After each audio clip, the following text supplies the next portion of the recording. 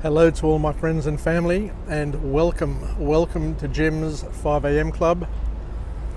It's mid-morning here in Sydney, and as you can see, it's turned into a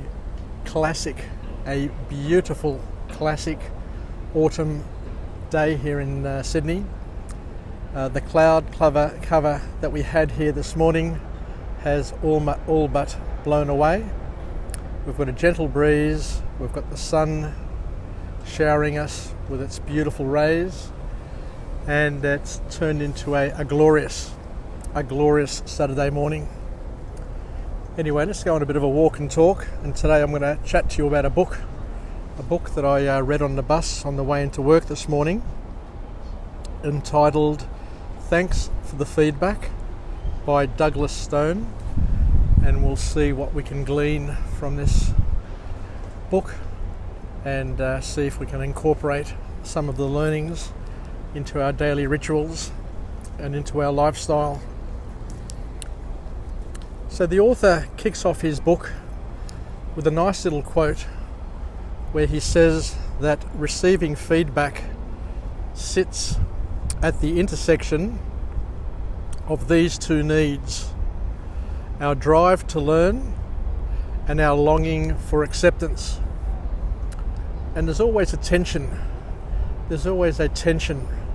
between those two needs that we have, because we long for acceptance, we long to belong, but we also want to learn, grow and develop.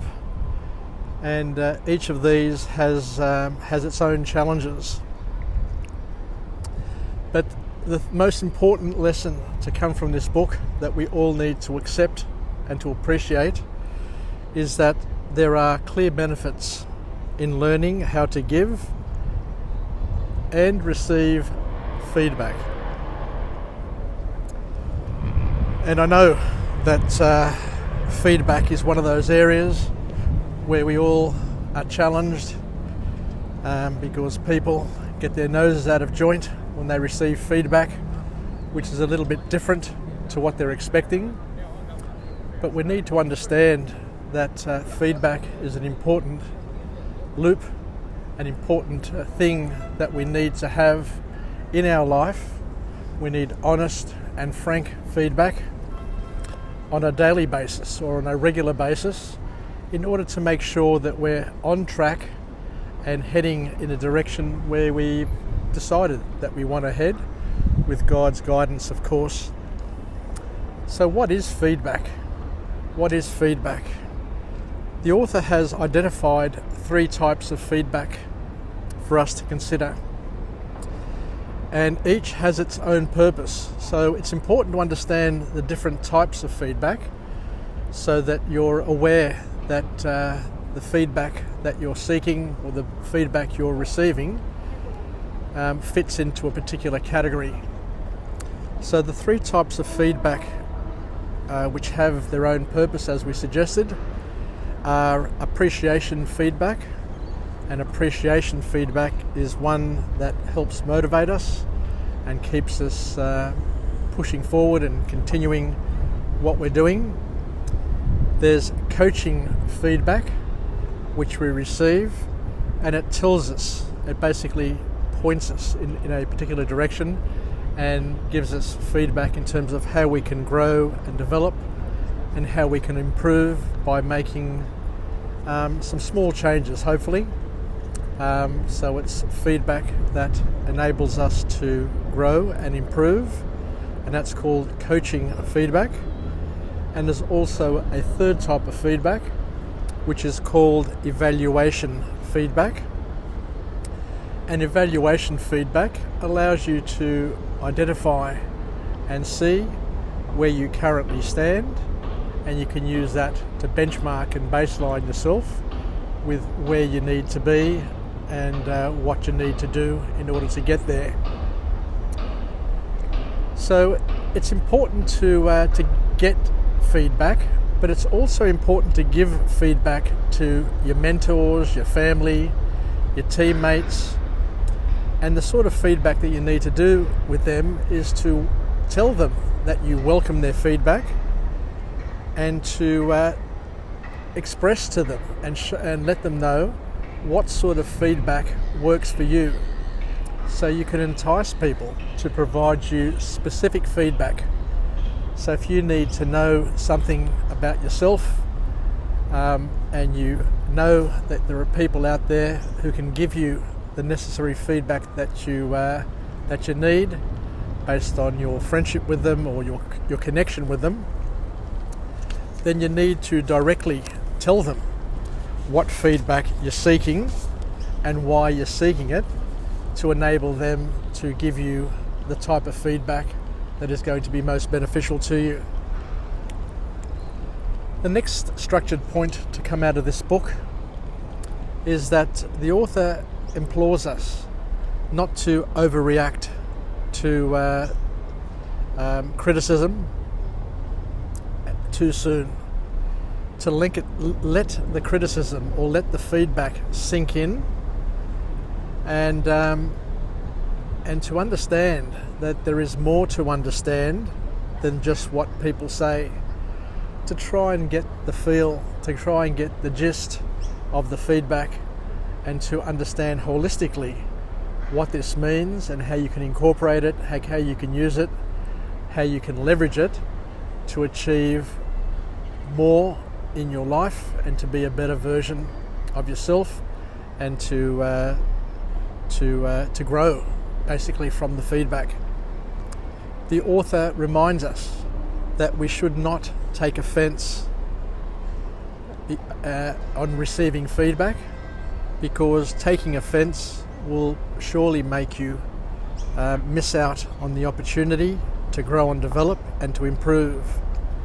And most importantly, let's not let our emotions get in the way, because what we need to do is we need to consider what the other person's intentions are in terms of them giving the feedback, because usually people have good intentions when they're giving feedback. They're not trying to crush you, they're not trying to destroy you, they're not trying to kill your dreams and be joy mood killers, but they're just trying to help in the best way they know how to help. And as we know, not everybody is great at feedback, and sometimes you need to work with them to understand exactly what they're on about, what their intention is, and how you think you can benefit, or how they think that you can benefit from the feedback that they've given you. Because we need to understand and remind ourselves that people in general suck at giving feedback. How many performance reviews we've been in over the years in our corporate lives, where you've left the review feeling gutted or feeling less than impressed, because the managers or the people giving the feedback don't really understand how it's best given and how to give it in a way which is going to create the most benefit to the people receiving the feedback and also the person giving it. But when you receive feedback, according to the author, we need to try and see the other's point of view, because you can never see yourself objectively. It's important to understand that each and every one of us never gets to see ourselves objectively.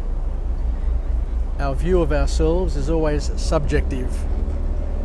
But there is a huge gift in opening up your arms and receiving objective feedback from third parties, and to incorporate it in your growth and development plan.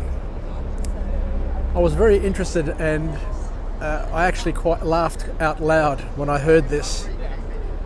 But back in 2007, there was this massive survey of managers across a corporate sphere, and 90%, believe it or not, 90% of managers saw their performance as being in the top 10% across their peer group, which is clearly impossible, because not everybody can be in the top 10%.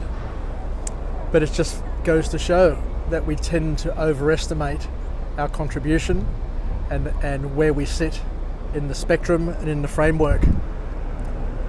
And to also remember and to welcome feedback, because others see things that we can't see. Others can see it objectively, others can compare and contrast us to others.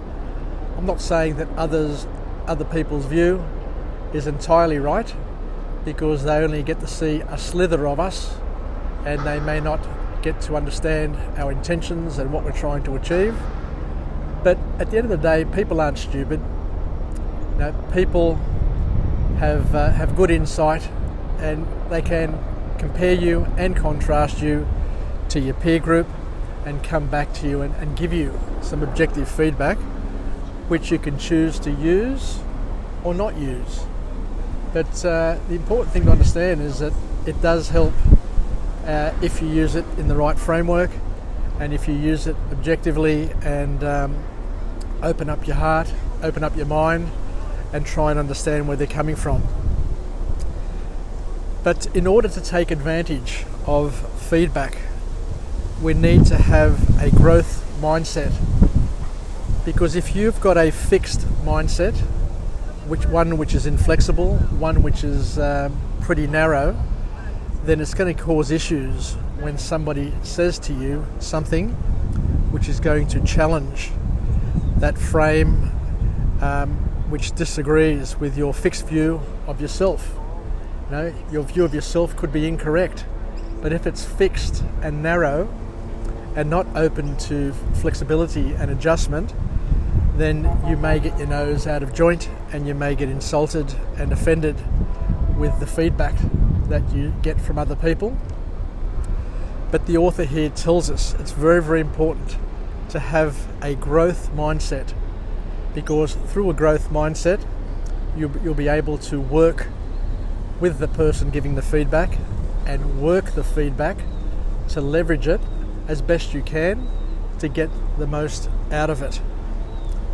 Something I learned today which was quite phenomenal was that genetics have an important impact on how we hear and how we receive feedback, because all of us have natural dispositions, and this natural disposition, which comes out of our genetic makeup based on how our brain is formed, or how we are in terms of our senses, how we can receive things, how we can process things, is happening at a genetic level. So we can inherit some good traits or we can inherit some bad traits. But whatever you've inherited is going to help you if you understand how you work or how you tick. And we also need to understand that we can inherit some things which makes us more sensitive to others, and our feelings can also be enhanced or numbed depending on our genetic makeup. But it's also important to understand that feelings vary widely amongst different people, and some people are able to sustain positive feelings for longer and recover from negative feelings very, very quickly based on their genetic disposition, as we mentioned before. So we need to take things into consideration when we're giving feedback and receiving feedback, knowing that genetically some people are better at receiving and giving feedback than others, but to look into ourselves and to try and assess whether or not we've got a fixed or a growth mindset, and knowing that by adopting a growth mindset we're going to be better at processing feedback and using and leveraging it for growth development and making us better suited and better people. Anyway, thanks for joining me on today's version of Jim's 5am Club. Today's episode is an interesting one, and the book summary that we've just delivered is Thanks for the Feedback by Douglas Stone.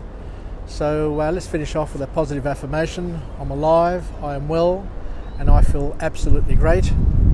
To my friends and family, stay connected, stay relevant, stay reasonable, and most importantly, let's learn how to leverage feedback, not only receiving feedback, but also giving feedback to our friends, family, our peers in ways which is going to be useful and not going to offend them and get them offside. Thank you very much, and we'll chat later on.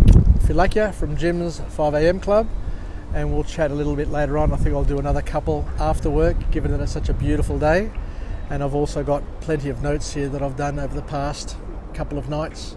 Yassas, Filakia, and bye for now.